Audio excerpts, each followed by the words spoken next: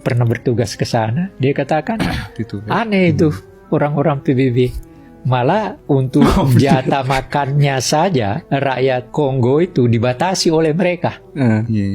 Dan mereka tidak boleh menggali tanah. Saya nggak tahu benar. Kalau itu terjadi aneh benar. Mereka kan kayak tambang kobalt itu ya? Iya. Koltan juga. Iya. Kobalt. Kongo itu kaya, Pak.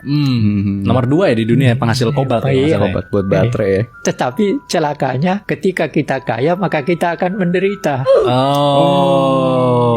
Kan faktanya gitu. Kutukan negara kaya ya. Iya, artinya kita ini dijajah sekian ratus tahun karena kita dijajah. Anda tahu bahwa kapitalisme Eropa itu berkembang menjadi seperti sekarang adalah sebagian besar diambil dari kekayaan kita. Belanda pernah menjadi negara terkaya di Eropa itu karena menjajah kita. Iya. Itu jelas dalam bukunya Yudi Latif yang terakhir. Dan memang Eropa Barat itu negara-negara akhirnya menjadi kaya karena sikap imperialistis mereka yang memeras wilayah negara lain, terutama di Asia dan Afrika. Perancis ya paling sering Afrika ya. Afrika ya. Iya, Kongo tuh kan masalah sama Rwanda kan sebenarnya. Iya. Aljazair kaya minyak kan, Perancis yang jajah. Inggris berapa banyak? Malah Inggris kan bangga bahwa wilayahnya tidak pernah, matahari tidak pernah terbenam. Iya. Tapi kenapa ya kayak gitu ya, Prof? Kalau negara yang kaya tuh... Ya karena memang semua orang cari kekayaan kan. Kan Amerika mengambil negara Teluk itu demi kepentingan minyak yang saya katakan tadi, yang diajarkan Mufti Ali ke saya. Tapi maksudnya negara yang kaya akan sumber daya tuh biasanya nggak sebagus negara yang ini. Iya, gitu. bagaimana mau bagus yang cuma diperas. Iya kan? Bagaimana kita mau bagus kalau kita cuma diperas kok? Enggak deh. Anda tahu, Belanda, salah seorang gubernur jenderalnya Belanda itu mengatakan begini, kita terlalu cepat memberikan pendidikan kepada Indonesia. Wah. Karena apa? Pergerakan nasional itu dipimpin oleh orang-orang terdidik, tercerahkan. Hatta, Soekarno, Sahrir. Itu kan orang terdidik semua. Dan itulah yang memulai kita harus melawan. Karena kita sudah menderita sekian lama. Ya dimulai dari Stopia, kemudian berkembang seterusnya. Dan anak-anak muda juga berkembang. Maka lahirlah apa yang kita kenal dengan Sumpah Pemuda kan. Kan sumbernya dari situ. Kalau tidak ada orang terdidik, belum tentu kita duduk di sini bisa bercerita.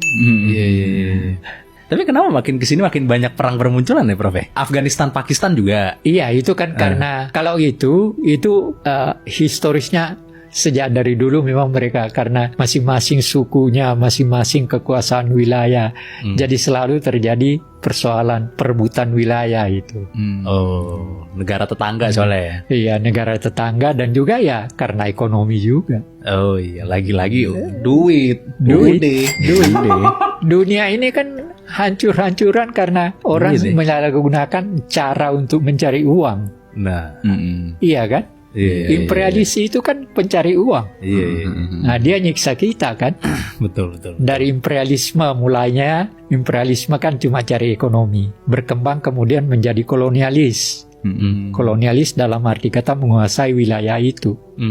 Koloni. Kenapa di koloni? Karena kaya. Makanya kita di awalnya kan kita cuma diambilin kerajaan ini, diambil kekayaannya kerajaan ini dan sebagainya. Tapi dalam perkembangannya kemudian, wah ini kalau ada orang lain masuk, kalau gitu di koloni aja. Nah, dikuasailah. Dari imperialis menjadi kolonialisme. Ujung-ujungnya dijajah ya kayak gitu. Dijajah. Tapi kan saya pernah dengar, Prof, katanya peralihan Indonesia dari Republik Indonesia Serikat jadi NKRI itu nggak sesuai dengan UUDS 1950 karena harusnya melakukan plebiscit katanya. Nggak.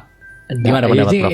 Persoalannya kan begini, Belanda selalu berhadapan dengan kita persoalan Irian. Nah, salah satu faktor mengapa persoalan itu terjadi adalah karena Belanda tidak mau menyerahkan Irian Barat kepada Indonesia.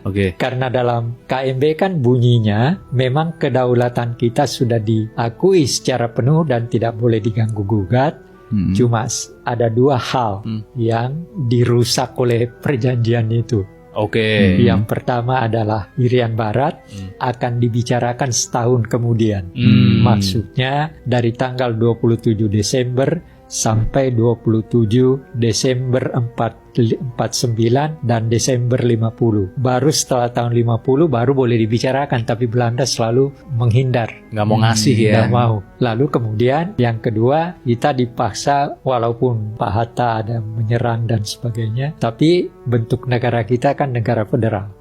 Tapi Hatta yakin bahwa ini hanya waktunya sebentar. Begitu kita merdeka, kita pasti akan kembali negara kesatuan. Dan ternyata iya kan, negara federal itu kan hanya sekitar 8 bulan. Tahun 50 kita kembali. Maka Belanda marah-marah kan.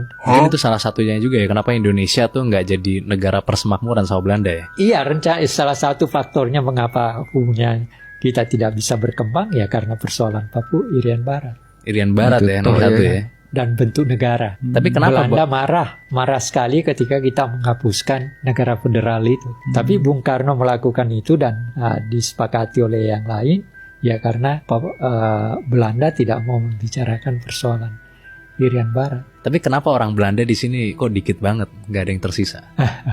Iya, setelah kan semua perusahaannya dihabisi ketika persoalan Irian Barat itu.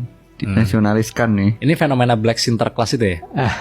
Jadi dinasionaliskan perusahaannya, terus habis itu diusir orang-orang Belanda. Semua diusir. Ada orang Belandanya sendiri yang pergi. Kecuali yang di Depok tapi.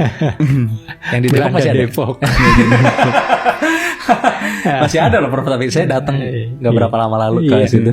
Iya bisa aja. Iya.